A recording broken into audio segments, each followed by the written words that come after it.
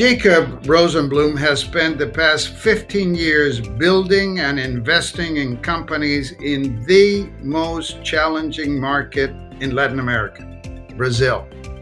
Brazil remains a market many entrepreneurs from other places in Latin America, let alone the United States, are unable to crack. Jacob Rosenbloom put his top shelf education at Stanford and Wharton Business School to good use and was able to co-found two successful companies in Brazil. Not one, but two. Emprego Ligado and LEVEE. LEVEE is a technology company reinventing productivity and the future of work. By using artificial intelligence and machine learning, LEVEE develops solutions focused on improving efficiency in operations and processes. Jacob is currently a board member of the Stanford University Brazil Association. He is often the first stop for any non-Brazilian entrepreneur considering expanding into the Brazilian market. So we leave with you today with great pleasure.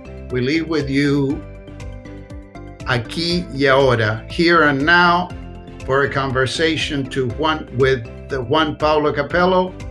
We leave with you Jacob Rosenbloom. Jacob, so good to have you. How are you doing? I'm great. It's great to reconnect. Yeah, no, this is awesome. Well, I was actually super excited to chat with you. I'm always interested to chat with people like you that, didn't grow up in Latin America, but have done incredible things down in the region.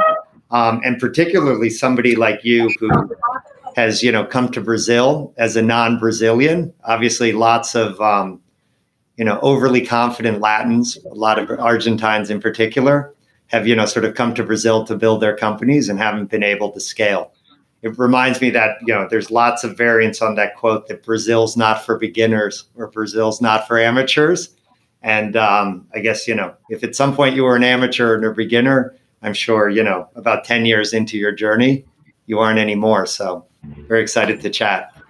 Yeah, thank you very much. No, I actually moved to Brazil in 2007. Oh, wow. I left New York in 2005, went to Mexico for 2 years. So I founded the Latin America Special Situations Group at Goldman. So that was New York, Mexico City, Sao Paulo. So certainly no stranger to the region. I also was the 5th employee at Endeavor Colombia, so spent some time in Bogota as well. Worked as an entrepreneur in residence with Kenneth Mendy Wilson at Refinancia, which is a huge success story in the Colombian market. So, we didn't call it fintech at the time, but it was it was alternative credit scoring, it was collection. It would be a decacorn today, but a huge success story for the time. So a lot of experience in the region, and then 8 years of entrepreneurship proper on my own in Brazil. So a lot and of. What do you think? Yeah, a lot of scars. I'm sure a lot of battle stories, and I want to definitely hear some of them. Yeah, why do you think Latin, non-Brazilian, Spanish-speaking entrepreneurs just haven't been able to, as a rule, garner much traction in the Brazil market? The reason I ask is it's sort of interesting to me that, in the sort of wave 1.0 with Patagon and Star Media, Mercado Libre, and, these companies where, that are sort of a UP, which are all sort of a graveyard now, other than Mercado Libre. Sort of every founder that raised, more than $5 million in Latin America came to Miami and actually set up offices on Lincoln Road. And, it was a great party. Mm-hmm. But then in the next cycle in 2007, 2008, it seemed like every regional founder who raised, $5 or $10 million, instead of going to Miami, a couple went to the Valley, but almost all of them tried to set up shop in Brazil with, relatively, not very many successes. Yeah, no, so trying to think, I've thought about this for decades, right? So, I have a very strong view on this, thinking about the best way to articulate it. So, I think the big differences are that Brazil is a mini China, right? Its size and its diversity just makes it a different world. Whereas you're looking at Chile, Argentina, Mexico, the cultural similarities are obviously much stronger. But ultimately, all of those markets individually has to be part of a roll up, right? Like you're always looking at a Spanish speaking play, right? Whereas in Brazil, the market itself produces unicorns. But I will also say, at the same time that I think the original entrepreneurs in the region, they're in Argentina. The amazing Mercado Libre story, which can't be separated from the Endeavor story as well, which is my ex-employer. But those two dynamics are very different because there were entrepreneurs that were very Western in Argentina, and obviously you're part of this with Patagon for sure. But these are really similar. People were always very tied to Silicon Valley. Things always kind of mirrored what had already happened, right? And then in Brazil, you have this massive market, which is really like the Wild West. And I say it's like the Wild West because it's less sophisticated, but it's much bigger. And I think the massive barrier to entry that people always talk about. I'm convinced that Argentina has its complexities, but the largest barrier to entry in the region is certainly Brazil. And the reason for that is that there's just so much more subjunctive, right? There's just so much more uncertainty, right? Things both exist and don't exist at the same time, right? And in many cases, the difference between a unicorn and something that's worth nothing is really kind of just who's answering the question. So we see this all the time, particularly in the B2B space, where there's so much growth to be had in enterprise and in B2B in Brazil. But basically, it all comes down to the fact that you have really unsophisticated buyers, right? And companies that the economy was closed for a very long time, and a lot of companies don't have any process to buy software, which means that they don't have criterias, right? And it's a very skeptical market to start with. So, a company that has a great product that, like us, a machine learning company with proven success cases, and you can point to all the automation that has been done. Many times, someone who isn't prepared to make a decision about buying artificial intelligence, but that person is the decision maker, and anybody can walk in the door with a PowerPoint presentation and say, oh, this is who we are, and this is what we're doing, right? And back to the point about things existing and not existing at the same time, it can be really difficult for the buyer to actually decide what's real and what's not. So from my perspective, the barrier to entry in the region is always that uncertainty, right? You have to get through that stage where it's not clear if you're real or not, because you're always dealing with fake competitors, right? So I think that's so interesting, because from the legal side, where I realized, oh my God, and imagine I started my career in Chile as a local Chilean lawyer. So, I'm pretty, I thought I sort of understood the region. And I remember the first time I had was trying to help a client through a sort of tax issue in Brazil. And so, we talked with, one leading law firm, got some advice. This was a joint venture. And so the local joint venture partner said, well, you should, talk with our lawyers as well. We got completely different advice. And, this was the kind of issue that, should have been very straightforward. We weren't, talking about, hey, we have this hypothetical, very complicated derivative, product that, we want to view on. And then shortly thereafter, client had some labor issues and sort of the same kind of thing. So I know exactly what you mean, that there is this, sort of magical realism where, it just depends from the perspective that you're looking at things. Yeah. So from my perspective, in different, so I've lived in Mexico and I've lived in Argentina and I've lived in Colombia, right? Colombia, yeah. That phenomenon does exist as well. I mean, it's Gabriel Garcia Marquez, right? But, that phenomenon does exist. But, when you talk to one law firm and they tell you one thing and another law firm tells you a different thing, what you assume is that there's different degrees of quality of the information, right? Somebody's right and somebody's wrong. Right. But in Brazil, two different law firms will, just like you said, tell you exactly different things, and everyone's just okay with that, right? They're like, okay, all right, well, I'm just going to deal with that, right? And so that's why I say it's really similar to China, where you have kind of the legacy of the party that's in everything, and people just kind of deal with two parallel systems at the same time. So that's my perspective on why Brazil is so different, and this is exaggerated because of its size.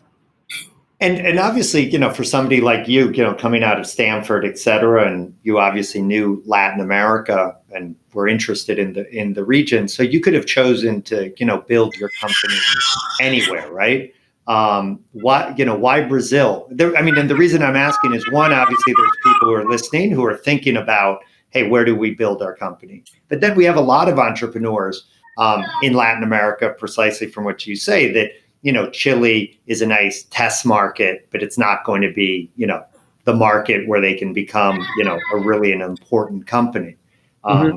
And so, why, notwithstanding those challenges, did you decide to go to Brazil and, 10 years later, you're still there? It's a perfect question. I'll tell you the rationale originally, and then, how I would think about it differently today. Right.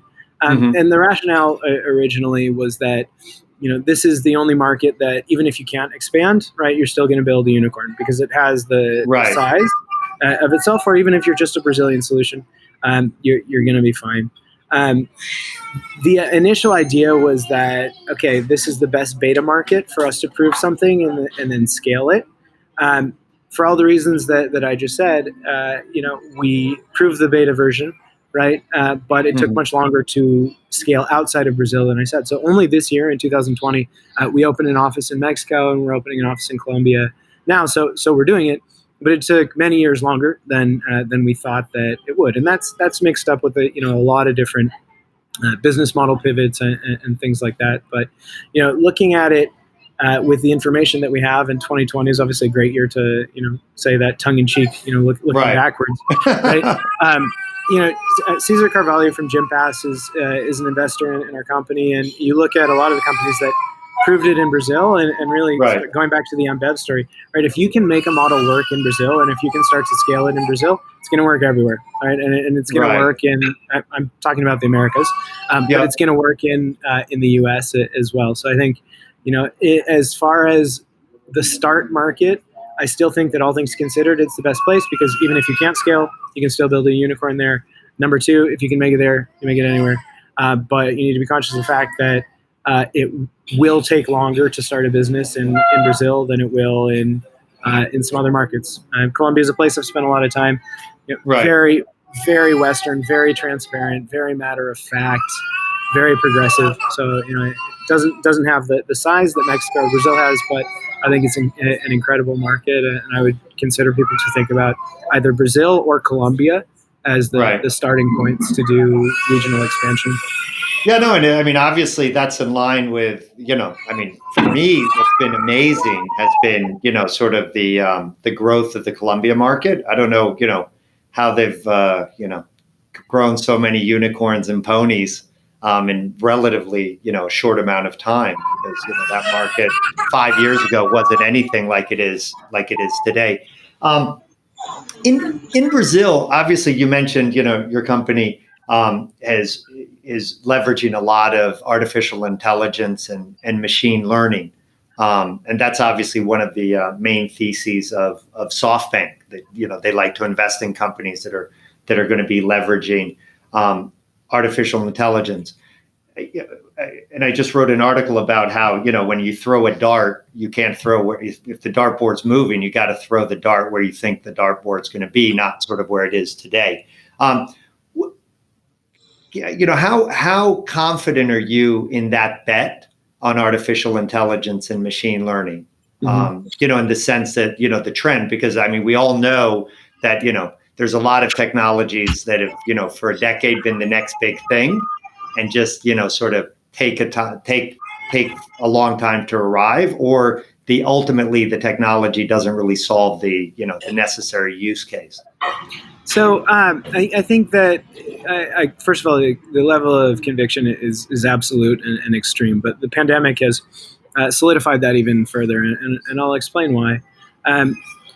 whether it's B2C or B2B, but I'll just focus on B2B because that's clearly our sphere of expertise.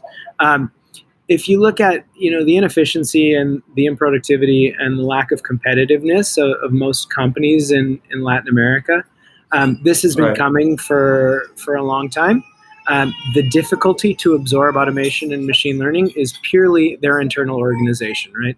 So basically, all of these companies, the major companies that have brought a vice president of innovation or a vice president of digital or a chief digital officer or something like this, and this is from listed companies down to family-owned companies. Everybody knows that they need to do this, but how, right? Because who's responsible for it? Essentially, the big gold mine for AI is finding really big expense lines that no one is the owner. So in our case, right, employee productivity, right? Companies obviously in Latin America lose hundreds of millions of dollars a year to unproductive employees, but who's responsible for that, right? Because HR doesn't have that KPI, the operation doesn't have that KPI. So essentially, someone else, and it's not going to be the CEO, but someone else needs to come in and bring this technology. So that process in Latin America, that transformation will happen, but it's slow. So we're very grateful that, obviously a pandemic is terrible and not good for anyone. But we're very grateful for the catalyst that has been, and I'll give a couple examples. So we do hiring of all formats for Rappi in Brazil, and they needed to increase a few hundred hires per week, and they essentially pushed a button, right? Because this is completely automated with us. There's nobody doing these manual processes. In other words, Rappi had completely automated their supply chain with respect to people with LEVEE. You look at so you look at the other companies who are their competitors or who are the major supermarkets, who at the same time that they're having a huge peak in demand, but haven't been able to take a supply chain focus to look at people, and people's the largest expense item at all of these companies. So why would you treat that any differently than apart for the human side, but in terms of bringing automation, why wouldn't you have a solution for that the same that you have a solution for managing all of your other assets and all of your other resources, right? You look at the major supermarkets who haven't been able to bring artificial intelligence into their sourcing and hiring processes, and it was complete chaos for them, right? And they had to hire not that much more, right? I mean, they had to hire 20 to 30% more people than they normally do, and the operation stopped, right? So that kind of thing that you see is what we're seeing during the pandemic is, there's not a big fight about whose division this is or who's responsible for this RFP or whose project this is. It's just about the very core business problem that they're having, and whether it's very slow hiring or whether it's very high absenteeism or whether it's very high turnover or whether it's low sales, right? Everyone, all hands on the boat are focusing on the best way to solve these issues. So I think it's an incredible time for B2B because the catalyst is clearly there. And for those B2B, obviously you touched on sort of artificial intelligence, and I guess related to that, machine learning. Do you think there's any other sort of macro trends in terms of technology that entrepreneurs need to sort of keep in mind, that technologies that are going to really change the way business is being done? Yeah, so I think that there's two major trends, and they both have to do with automation, right? So I think SoftBank, obviously there's a lot of noise there, but I think their thesis is spot on. One is verticalization, right? So vertical AI. So if you think about the B2B side of it, whether it's human resources or whatever it is, right? You think about sales and marketing. So for years we started to realize that with mathematical models, you can determine whether or not a lead is going to convert before it actually gets to your company, right? And that completely changes the dynamic of sales and marketing, because then you don't need marketing to go out and find leads and then sales to convert them. If you already knew beforehand, in other words, you can if you could predict that it was good. Yeah. Then you can. There's redundancy, right? You can crunch them together, and that's organizationally that's not easy. But that same thesis of looking at kind of how organizations work and thinking that an organization has an operation up here and then it has all these internal service providers. And in our case, human resources is certainly one of them. But finance, IT, whatever it is, how do you collapse, right? How do you kind of get everybody working on the same business goal? Because ultimately, you're not automating the job that a human was doing. Ultimately, you're transforming the way that organizations need to do business in a horizontal way, because now technology has raised the bar. So on that side, on B2B, it's vertical integration of AI, and then for B2C, I think the biggest trend is creating new underlyings, right? So all of the data that's out there, all the discussion about Facebook and Google and Apple being, the next banks, right? As long as fintechs are, only doing things faster and cheaper, right? Then, from my perspective, they're still just, building very profitable businesses and very interesting businesses that the big banks will eventually buy. If your only advantage is you've figured out a better product for the customer, or you have a cheaper acquisition channel, you can only go so far, right? You're not going to build a decacorn. You're not going to build a business that reinvents banking, right? But to the extent that you have your own underlying, right, you can use other kinds of data to predict the future in a way that banks can't. I think that is the it's probably 5 to 10 years out, but I think that is the next trend for B2C. And one thing I find very interesting, and I know it's super interesting listening to you talk as Brazil as a beta market, from which, if you're successful in Brazil, you should be able to be successful, around the world and in markets like the United States, et cetera. Because, of course, as I mentioned earlier in the conversation, there's a lot of entrepreneurs that look at Chile or, maybe even Colombia as sort of a good test market for the rest of Latin America. How do you think about your technology in terms of making sure? I mean, obviously, what I like very much about what you've always done is, you've never been building a copycat. The reality is that sort of first wave in Latin America, we saw a lot of, Patagon. I mean, there were other online banks around the world. We just happened to be the first one to really roll that out in Latin America. Obviously, Mercado Libre, was sort of the Latin American version of eBay. Interesting that today, some days it's more valuable than eBay. But you guys built a solution that's, a solution very unique to, or would seem to be sort of solving a problem that's, very unique to Brazil and to Latin America. But obviously, which I think is amazing, and this is where my question's going, you somehow have been able to, sort of focus on the road in front of you and the challenges, in Brazil, which are unique, while still trying to build a product that's going to have sort of a universal application. I mean, how do you balance that? So I think it's a great question. We've always kept in mind that Latin America sees a few different trends before the U.S., right? And one of them has to do with a demographic change, right? A demographic window where, if you look at the pyramid in Latin America, it's just the millennials that the U.S. is seeing, right? Those are young people in Latin America, right? It just happened later in the U.S. because people have less kids, right? And the population is a bit older. So we've always been focused on, not a tool for Latin America, but a tool for people who have no professional experience, but are just entering the workforce and want to have a very loose relationship with work, which that sounds like, the base of the pyramid in Latin America, but that also sounds like the millennials, right? That also sounds like the trends that are happening as the U.S. goes from, the gray suit to a gig-oriented economy.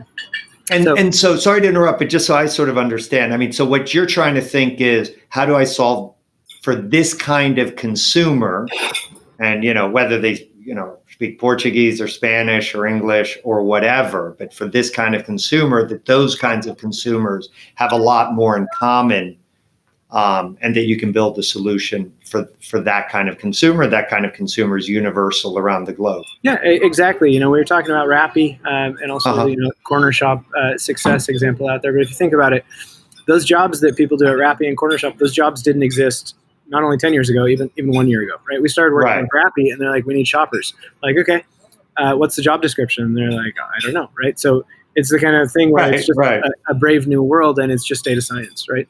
It's what data do you need to predict who should be a shopper or a delivery person. And obviously we saw that take off because of this last mile need in Latin America.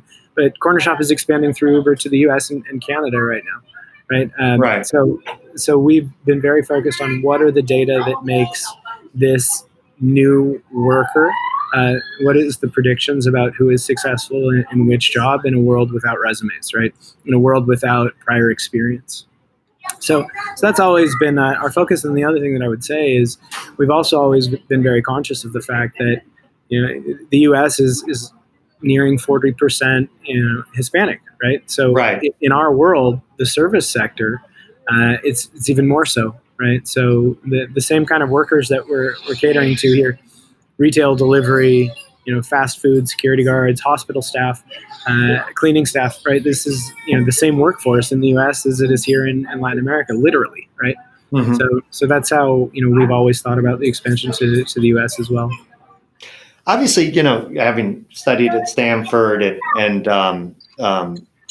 being raised in the United States, it maybe isn't as relevant to you, but obviously, there's many examples of successful companies in LatAm where they have, 80% of their team in Latin America, but they do have, one of the founders or, a small team in Silicon Valley, et cetera. Mural is an example of that. Mariano Suarez Vatan, the Argentine entrepreneur who sold his first business to Playdom Disney and, now has raised a lot of money and met with a lot of success.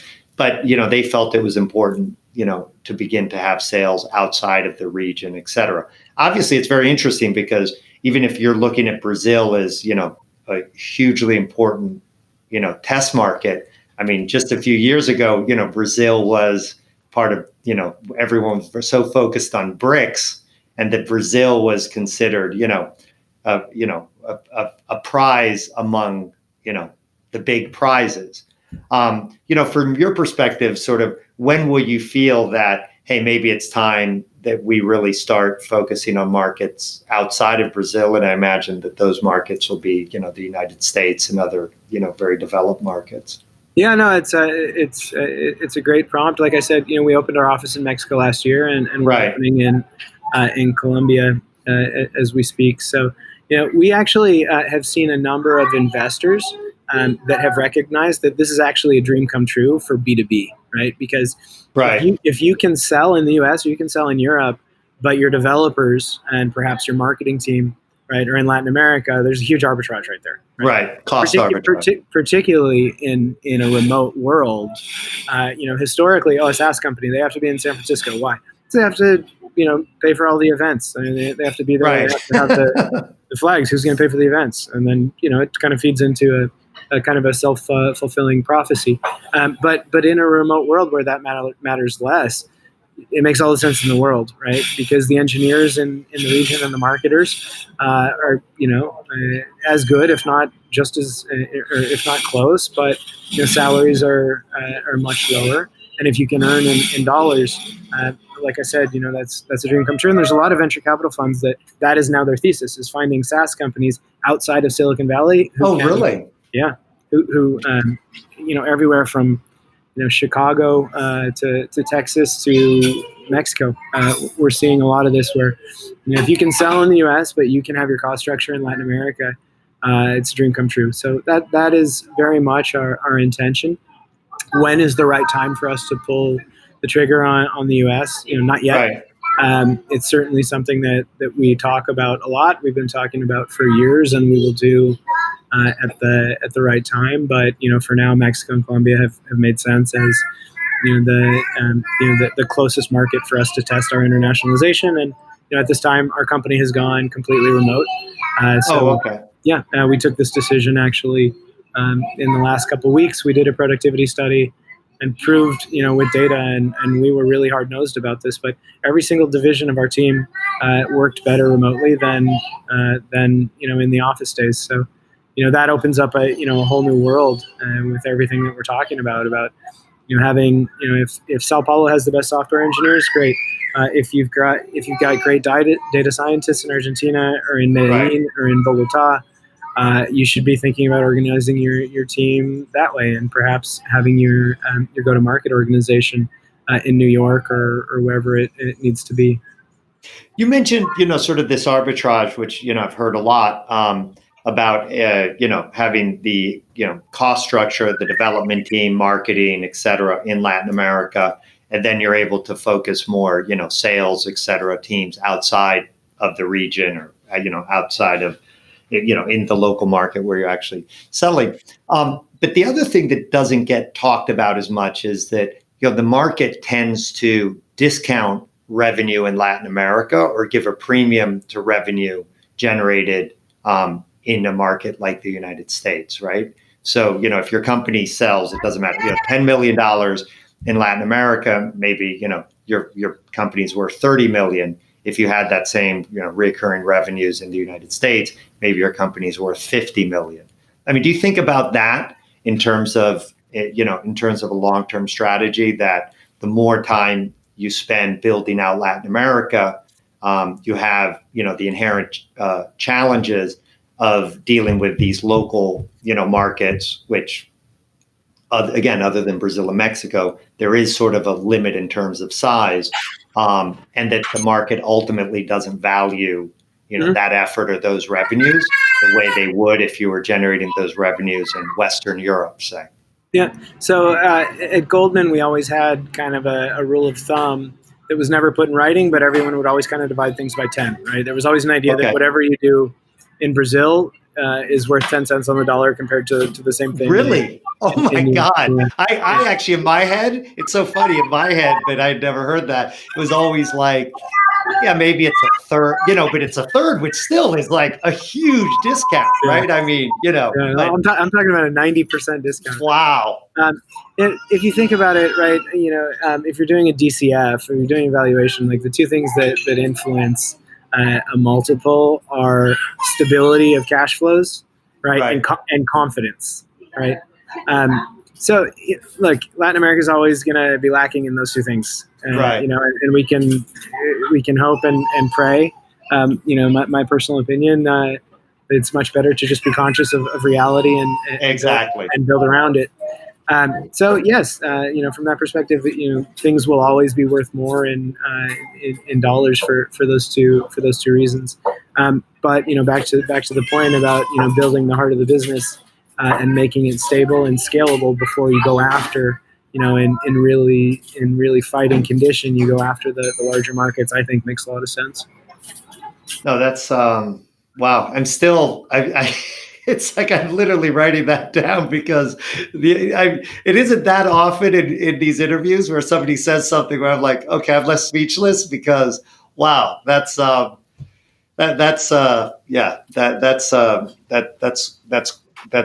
incredibly interesting. I guess obviously, you're mentioning, and obviously that's a huge point you made in terms of you guys have decided to go 100% remote even after this pandemic, passes, whenever that is. How does your business plan change? Obviously, that's going to be a huge piece of it. But, how does your business plan change here to the end of the year or here for the next year as opposed to what you thought before we fell into this pandemic? That's a great question. Obviously, the cost structure, benefits tremendously. Right. And also, productivity goes up, so you can do more with less. And I don't know any company that didn't revisit their cost structure during the pandemic. And if you didn't, you missed an opportunity. Right, you deserve to go out of business. Yeah. That's a problem if you didn't right size your operation. Right. But the way that we've looked at it was Q2 we just kind of wrote it off. Right, we said okay. Yeah. We'll get lucky, but let's just pretend we're not going to sell anything in Q2, and we're just going to shift, everything forward. So, in our world, which is low wage labor, we're lucky because there's always seasonality at the end of the year. Shopping malls are always hiring people. So, all of these things we know will be back in full force in Q4. But we essentially had a dislocation in Q2, and then that caused us to reduce our top line projections by 30% for the year. And how did those conversations go with your investors? You guys obviously have some well-known investors. How's the conversation been with them, and have you found them supportive? Yeah, no, I absolutely have. I think, if you think about the similarities between, raising debt and taking venture capital on, there's a lot of similarities, right? Despite the obvious that they're not at all the same, they don't have the same, financial fundamentals. But right. when you take on debt, you're betting that you're going to be able to service the debt. And when you take venture money, you can only do that if you're planning to grow, 3x plus per year, right? Right.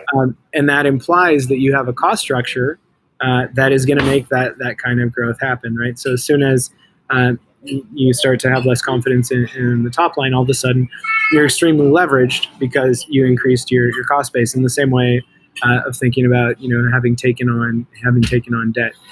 So the challenge for entrepreneurs is, how quickly can you get to stable ground? And the trick with investors is really, how transparent can you be? How much can you get ahead of it? So the first thing we did when the pandemic started, normally we send out a quarterly update, but we sent it, week 2 of the pandemic about everything that we'd already done and everything that we were planning to do. And we did everything we said we were going to do.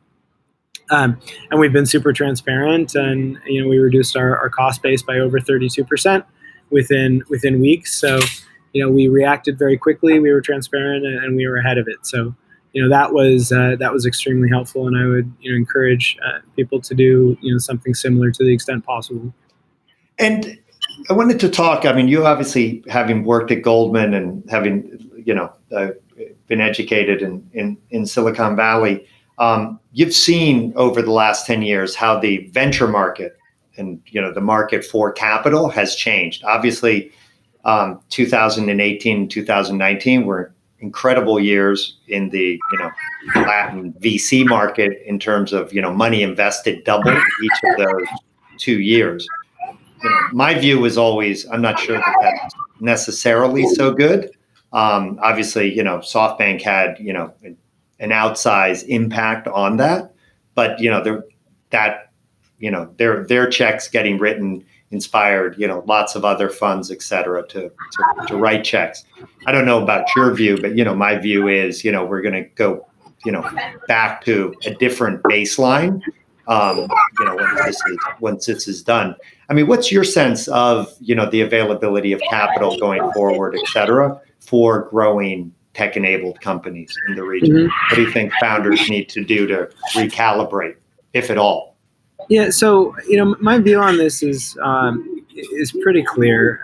This boom, this generation of tech entrepreneurship in Latin America started, I guess 10 years ago, maybe 7 years ago in earnest, right? Yeah. So what does that mean? If we go back in time to the beginning, there was arguably more capital than there were quality opportunities, right? Right. Because let's just focus on Brazil for a second. I think the same thing transfers, but basically, you had a generation of entrepreneurs that was being born, right?